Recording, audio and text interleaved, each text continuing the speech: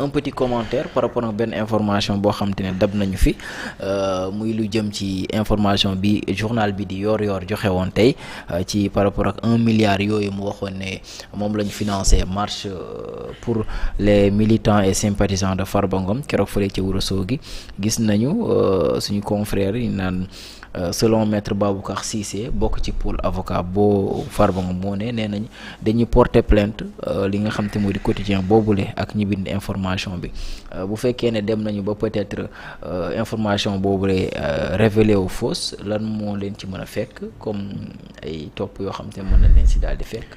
Bon tout dépend de ñoom lu ñuy viser d'abord. Parce que man information bi nag dama ko lire très tôt le matin mais daf ma étonné après ma ne déet mbooloo bi tamit doy na waar di. mbooloo bi am ci samedi bi te gisuma ko ci télé yi yëpp ñi ci wax lu doy waar. boo gisee 8400 nit jóge Dakar plus waa Fouta mais médias yi tamit kon war nañu waree foule boobu extraordinaire bi certes am na nit parce que man lu ma jaaxal mooy. bus yi bëri na jóge Dakar dem Fouta après service renseignement ñoom jamono jooju moom fu ñu nekkoon fan lañ nekkoon parce que même bu fekkente ni dara maanaam amul lu garaaw quoi mais ne serait-ce que ay bus jógee ci Dakar ay 120 et quelques 120 bus jóge Dakar dem ci benn gox mais war na interpeller l'attention de l'autorité, n'est-ce pas? Pour ñu xam lu ñu fay def. Certes xam nañ peut-être li ñu fay def parce qu'il y a une manifestation mais bon moi je pense que li ci ëpp solo mooy bu fekkente ni lii journal bi bind lu am la c'est encore c'est des questionnements yu ñu war a poser légitimement. questionnement yi mooy 1 milliard de francs CFA pour un meeting wala rassemblement de quelques heures. bari na de. C'est extraordinaire.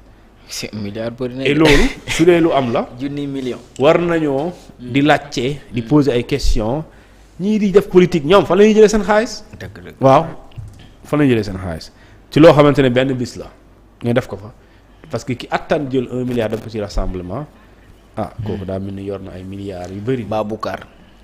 Maître Baboucar Cissé. Oui, c'est un avocat, c'est Maître Cissé. Ouais, Maître Baboucar Cissé. Donc, moi qui ñoo Maître El Hadji ñoo bokk kii groupe quoi moo nekk nii léegi nag journal bi dafa am lu mu wax et ku xam luy journalisme mooy da ngay dem uti xibaar léegi nag moom xëy na source am moo ko jox li léegi nag puisque ñi muy waxal bu ñu gëmee ne ñoom li muy wax du dëgg dañ koy porter plainte pour diffusion de fausses nouvelles wala ak diffamation léegi nag diffusion de fausses nouvelles moom yaa wax mais li nga wax du dëgg léegi nag dëgg la ngay ni preuve c'est simple que ça léegi diffamation mooy yow li nga ciy jublu waxoo li nga wax amul waaye li nga ciy jublu yàq suñu der léegi loolu lañ lay toppee donc il devra apporter les preuves mais aussi prouver que ne nekkoo ci dénigrement mais da nga nekk ci information waaw da nga doon li nga ciy jublu mooy joxe information mais jubluwoo ci yàq der wala am koy taxal wala koy wax pour ñu jëppi ko loolu la maintenant on verra la suite.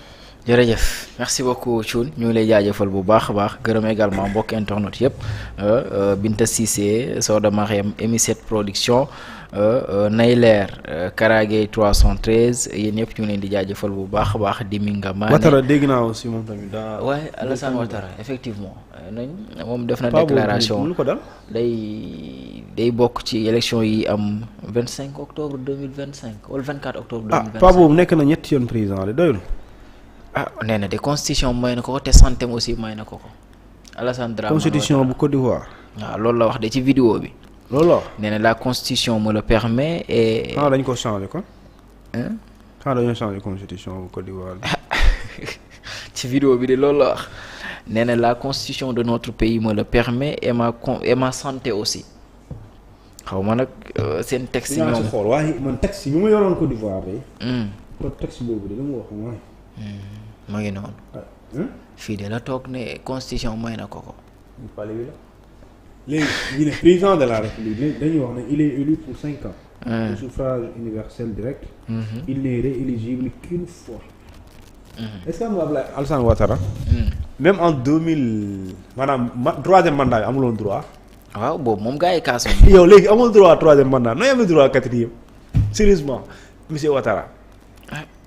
pourvu que vous n'avez pas droit à un troisième mandat, comment pouvez-vous avoir droit à un quatrième? Et ça, aux générations, jeunes générations.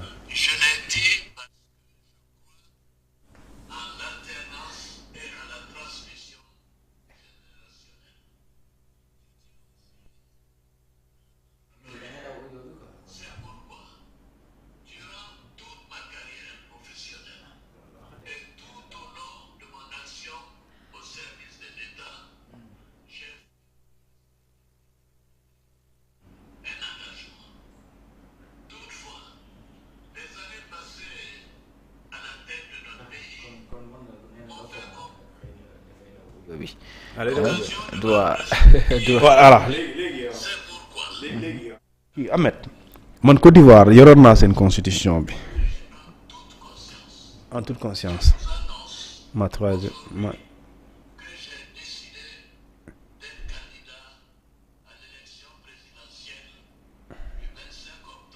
2025 ok dégg nañ la ne ko dégg nañ ko.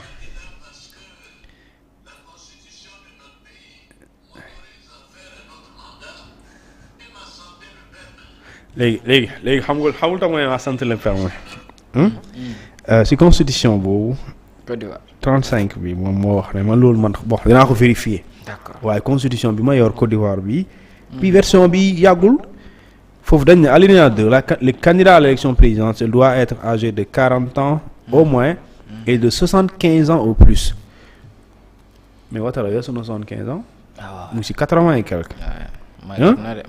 Il doit être ivoirien d'origine, né de père et de mère eux-mêmes ivoiriens d'origine. Il doit n'avoir jamais renoncé à la nationalité ivoirienne. Il doit s'être jamais prévalu d'une autre nationalité.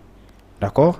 Il doit avoir résidé en Côte d'Ivoire de façon continue pendant 5 ans, 5 années précédant la date des élections et avoir totalisé 10 ans, d'accord, de présence effective. Léegi ñu ne ko l'obligation de bon le grawul ñu le candidat à la présidence doit présenter un état complet du bien-être physique et mental dûment constaté par un collège de 3 médecins désignés par le Conseil constitutionnel sur liste proposée par le Conseil de l'ordre des médecins. Ces 3 médecins doivent prêter serment devant le Conseil constitutionnel. Léegi nag foofu la xam naa moo tax mu ne je suis am naa wér-gu-yaram bu normal waaye fee dañ ko ne monsieur le président le candidat lu gën a néew ci at 40 ans la lu gën a bëri 75 ans la. ok au lieu de fii Sénégal 35 ans. waaw 40 ans la. waaw ça c'est l'article 35 de la constitution du code ivoirien. Le président de la République est élu pour 5 ans au suffrage universel direct. Il n'est rééligible qu'une seule fois. maanaam mënul am 3e mandat. te moom 3e mandat mooy jeex ni. waaw 75 ans la war a am au maximum. moom il est né en 1942 83 la. il est né en 83 ans la am. waaw il est né en 1942. d'accord Ouattara loolu dinaa ko xool naa ko xoolaat de xaa ma xool sama mbokk ivoirien su dee am naa mbokk ivoirien wala yéen man lii dafa maa jaaxal. dinaa xool non dinaa gestu suba moom dinaa ñëw mu leer nañ ma xool. Inch'Allah. Est-ce que le problème d'âge ne se pose pas voilà. léegi nag gis naa ko nag santé mais nu mu meloon ak bu njëkk bi bokkul de. mu ngi màgget kay. màgget na kay bu ci naree dolli yeneen 5 ans mu nekk 88 ans bu yàlla defee mu gagné peut-être. kon kii mënul wax dara waa ji nekk Cameroun il s'appelle comment Paul Biya mënul sa wax bu baax. non Paul kay beneen affaire la Paul est-ce que xamante na mooy président sax. bu mujjee xam le président de l'Assemblée nationale. il avait 82 ans. Ouais. Paul Biya il a plus de 92 xaw ma ñaata. le président de la Cour suprême. pas la te lii aussi wax nga dëgg Galsen Girl Power li nga wax dëgg la xëy na lii bu fekkee ne violé nañu li nga xam te moo di texte réew moom suñu par exemple suñu genre président yi nga xam te ne dañoo war a wàccoo ak texte yi ñoom même bu fekkee ne mbirum diplomatie la mais yenn yi war nañu xoolaat te par rapport ak nañu jëflante parce que lii mën a lii coup d'état la ñu wax rek mais lii coup d'état constitutionnel te yàlla xam na ne Côte d'Ivoire di tax 2020 affaire 2020 la amoon élection bi xamul tax coowuñu li ñu leen daloon 2011 la ñu bañ mu dal leen. waaw moo tax boobu gars yi commencé woon nañ tuuti mais Ivoiriens yi xam ne nii ñu ñoo ci ñàkk. ils ont vécu. voilà ay Ouattara Gbagbo ñi reyante fii gis nga vague boobu fu mu mujjee. ñu ñëw juboo ñoom ñaar yëpp benn bëccëg. askan 2023 xam nga ñu ñëw tasee ci palais bi nuyoo. léegi ñu dee 3000 doomi aadama ñoo dee. 3000. diggante ñaari nit ñuy xëccoo. léegi nag xaw ma ndax gars yi dañuy génnaat ci mbedd mi gis naa sax nee nañ bu dee waa Ivoire ànduñu si nañu aal nañu dénk nañu. booy kii garse nañu woo waa parce que ma ne ko yéen nag da ngeen bëgg a nekk ñi libérer le peuple africain. daal. wax na Ouattara vraiment man de boo foogoon naa du ko doon. foogoon naa du doon candidat quand même. yow ñam nga troisième mu neex kay da nga naan quatrième xaj na fi.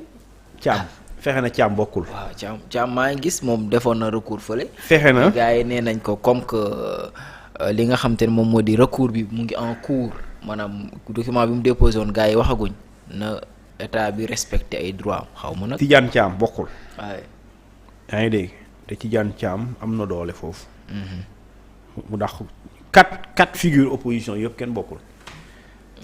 maanaam opposition bi 4 yi ëpp doole kenn bokku si. et parmi opposition bi Thiam ci la bokk Laurent Gbagbo aussi bokkul. et après mu naan je suis candidat da nga waroon nekk candidat pour la 4e fois. comme ça temps bi aussi da jugé. mais man daal président Afrique yi daal doy na waar mais bon. ñu ngi noonu ci peuple yi la qu'est-ce ci peuple yi la. on verra bien lan mooy. 2011 ba léegi. maanaam yow da nga bëgg a nekk 20 ans quoi comme Senghor xaw ma Abdou Diouf. 20 ans bu baax. waaye ku si nekk ñoom ñaar ku si nekk defoon na mais bon temps boobu bokkut ak temps bi quand même. mais xëy na et pare naan alternance transfert du pouvoir aux jeunes générations. léegi à quand ça devrait être en 2025 ah. léegi pour mu promettre Ivoire yi. ba pare tey bu coup dinaa leen ko prouver su ma amee ci suma futur gouvernement yow kan moo damay gagné. xëy na bu coup d'état amoon ci beneen réew mu ñaawlu ko. da koy ñaawlu waaw bien sûr. da koy ñaaw. te léegi nag moom CEDEAO lii la war a lijjanti. oui effectivement. CEDEAO lii la war a lijjanti j'espère que le président de la CEDEAO devra s'adresser à Ouattara pour lui dire que monsieur le président bul yàq suñu wéy ñun président CEDEAO yi ñun bu ñu bañ coup d'état yi pare di def coup d'état ñun constitutionnel. mais bon yàlla baax na xëy na Ivoire yi nag ñi ñoo koy régler du ñun.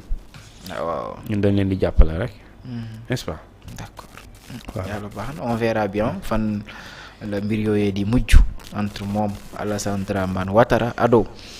xaw boo éliminer sa opposant principal moom vraiment sa victoire bi du safe. kan lay bëreel quoi. Guillaume Soro moom mu ngi xaw ma lan depuis nu ko def sax dañ ko mooy bu ñu la dàqee nga génn réew mi. exilé dañ ko exilé dafay tëj ko. par contumace est-ce que xam moom par contumace lañ ko tëj su ma jumulee 10 ans xam lañ ko dóor ba tey mënul ñibbi Côte d'Ivoire. Guillaume Soro nekkoon na président de l'Assemblée nationale ay ñoom Charles Blé Goudé. kooku tamit dégg naa am na problème man finalement kan lay bëri laa xamul quoi. li moo tax yenn kii duñu respecter pays africain yi. xool Galsen nee na il était entré à l'hôpital à Paris il y a même pas 8 mois. non vraiment mag la nag wax ku mu doon sa maam daal ne ko maam kaay noppalu daal moom voilà. waaw doy na de wax dëgg yàlla. 83 ans moom. Guillaume na ngi ni génn réew mi nekkoon na France waaye xam nga Belgique. ñëwul Côte d'Ivoire de buy ñëw ñu koy jàpp. dañ ko condamné par contumace pour atteinte à la sûreté de l'État lañ ko toppee. atteinte à la sûreté de l'État. yi nga xamante ne. xanaa kon ponkal yëpp la écarté. non loolu su biggee état yi suñu biggee jàpp nit loolu lañ lay toppee atteinte à la sûreté de l'État doo rëcc. yooyu lañ ko jàppee.